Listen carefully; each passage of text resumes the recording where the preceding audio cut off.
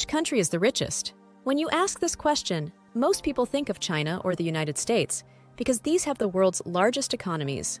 And you are probably right, China and the United States are very rich countries, but not necessarily the richest in the world. Calculating a country's wealth is based on its economy, but it considers GDP per capita. But what is GDP? GDP stands for Gross Domestic Product, simply the value of goods and services produced by the country annually. GDP per capita is calculated by dividing the gross domestic product by the country's population. It determines how much money, on average, a person in that country is responsible for. There's a clear relationship between GDP and the standard of living of a country's residents. Despite the United States producing an incredible amount of goods and services every year, GDP per capita drops significantly when the GDP is divided by the population. In this video, we have compiled a list of 13 of the world's richest countries, according to GDP PPP per capita. Start the ranking with number 13 in the list. Number 13. San Marino, officially known as the Republic of San Marino, is one of the smallest countries in the world. It is located in the southern part of Europe, on the Italian peninsula. Thus, its only neighboring country is Italy.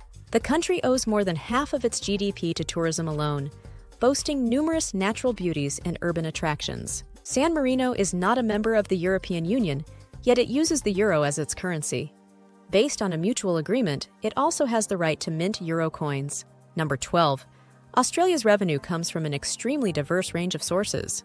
The market economy, telecommunications, manufacturing, and mining represent significant income for the country. Agricultural production is also advanced, with 70% of the produced wool, wheat, sugar being exported. The largest part of the industry is represented by the metal industry. Being a country rich in mineral resources, exporting plays an important role here as well. China and Japan are among the main trading partners. In Australia, a very diverse range of people live. As similar to America, many choose Australia for the sake of a better future. Number 11. The Netherlands boasts one of the highest standard economies in Europe. This is especially true for agriculture, as the oceanic climate allows for a large amount of fodder. A lot of flowers and vegetables are grown. Beyond agriculture, animal husbandry is also advanced. In the Netherlands, you can find the world's most unique floating flower market. Every flower stall is located on a separate boat, and the shop is open all year round. Number 10. Macau is a small country located on a peninsula in southern China, with about 600,000 inhabitants. Macau's largest revenue comes from gaming and casino activities, as numerous foreign companies are present here.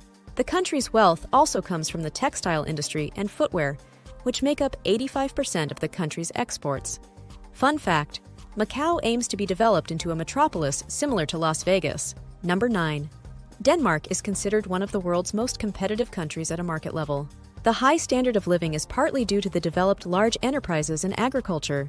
The country's economy is highly dependent on foreign trade, exports. It has a stable currency, and the economic unions also facilitate the creation of well-being.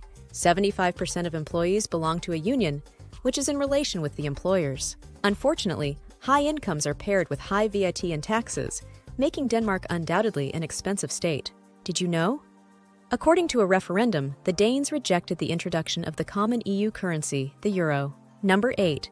The United States comprises 51 states and is located in the central region of North America. The states make up more than 22% of the world's economy. Their industries are very developed, especially the manufacturing industry. They produce a lot of vehicles, electronic items, food. New York cannot be left out of the list, as it is where the threads of almost the entire world's financial life converge. Number 7. Qatar, like many of its neighbors, owes its wealth to oil. The Qatari economy has grown rapidly in recent years, mainly due to rising oil prices. Fun fact, on average, American citizens have more debt than assets. Besides oil, Qatar also exports natural gas, while trying to develop companies in the field of technology so as not to be entirely dependent on fossil fuels. The country's inhabitants do not pay income tax. Crazy fact. Approximately 10% of the country's population was born in Qatar. Number 6. Iceland is an island country in the northern part of the Atlantic Ocean, with just 350,000 inhabitants. This is partly why the GDP per capita is so high. Being surrounded by sea, fishing is the main sector of Iceland's economy. Many work in the economy's oceanic sector, making up about 20% of the workforce. This includes fishing, fish processing, and the manufacture of fishing-related machinery. Despite the high GDP, Iceland's banking system came to the brink of bankruptcy in 2008, leading the state to take out a loan. Number 5. Singapore is a very small country, mostly consisting of the capital city. It is one of the world's most densely populated countries, yet the people of Singapore live very well. The country's immense wealth is primarily due to the manufacturing industry, and the import, improvement, and then export of goods has become an art in Singapore. Did you know? If you want to buy or drive a car in Singapore, you need to obtain a permit, which costs about $69,200. Number 4. Many know that Norway is a very wealthy country. However, not everyone knows where this wealth comes from. This country has an abundance of resources available, from oil and natural gas to forest and hydropower. The inhabitants are fortunate as they can enjoy the country's wealth and the beautiful nature as well. Norway's oil will not last forever, and when it runs out, it could significantly affect the country's economy. Norway generates 99% of its electricity from hydropower. No other country in the world can match these figures. Number 3. Switzerland is a flourishing modern country. It has its own currency, the Swiss franc, and is in business relations with neighboring Liechtenstein as well. Switzerland is considered to have Europe's most developed and stable economy. The GDP has been increasing since 2001.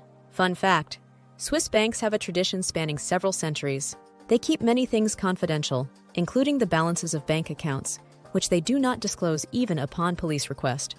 Switzerland is essentially a safe haven for investors. Number 2. Ireland is a country whose economy has significantly grown over the past decades. Being the second richest among the world's 25 wealthiest countries is not bad. The country's largest income comes from companies based in other countries, which somewhat unbalances the general economy of the country, making the GDP per capita also misleading. According to the law, anyone with an Irish grandparent is entitled to Irish citizenship. This is true even if they know nothing about the country or have never visited. However, there is a fee to acquire citizenship. We've reached the top of the list, to the richest country. Many live under the misconception that Luxembourg is the smallest country in Europe, but it is actually larger than Monaco, Andorra, and Liechtenstein. Nonetheless, we are indeed talking about a small country. The high GDP is obviously due to the state having just around 640,000 inhabitants. Unemployment in Luxembourg is very low, and the country's economy is continuously developing. This is thanks to several main industries, such as steel, rubber, and banks. Fact: residents of Luxembourg speak Luxembourgish, French, and German.